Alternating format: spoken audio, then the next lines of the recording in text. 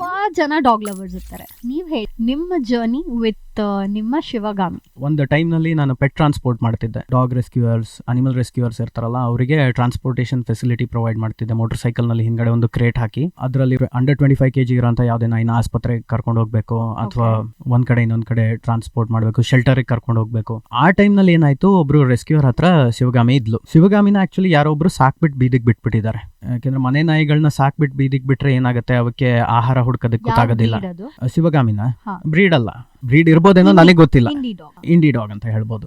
ಬೀದಿ ನಾಯಿ, ನದಿ ಮೂಲ, ಸ್ತ್ರೀ ಮೂಲ, ಋಷಿ ಮೂಲ ನೋಡಬಾರ್ದು ಅಂತಾರಲ್ಲ, ಅದೇ ರೀತಿ ನಾನು ನಾಯಿ ಮೂಲ ನೋಡೋದಿಲ್ಲ. ಆಕ್ಚುಲಿ ನೋಡ್ಬೇಕು ಅಂತಾರೆ. ಯಾತಕ್ಕೆ? ಇಂಡಿ ಡಾಗ್ಸ್ ನೇ ಅಡಾಪ್ಟ್ ಮಾಡ್ಕೊಳ್ಳಿ ಅನ್ನೋದು. ಇವಾಗ ಡಾಗ್ಸ್ ಆರ್ ಡಾಗ್ಸ್, ಅವಾಗ ಗೊತ್ತಿಲ್ಲ ಅಲ್ಲ, ನಮಗೆ ಗೊತ್ತಿರೋದು ಅದು. ಇವಾಗ ಲ್ಯಾಬ್ರಡಾರ್ ಡಾಗ್ ಹತ್ರನೇ ನೀವು ಹೋಗಿ ನೋಡಿ, ಅದಕ್ಕೆ ತಾನು ಲ್ಯಾಬ್ರಡಾರ್ ಅಂತ ಹೆಮ್ಮೆ ಎಲ್ಲ ಏನಿರೋದಿಲ್ಲ. ಹೌದಾ? So where were we?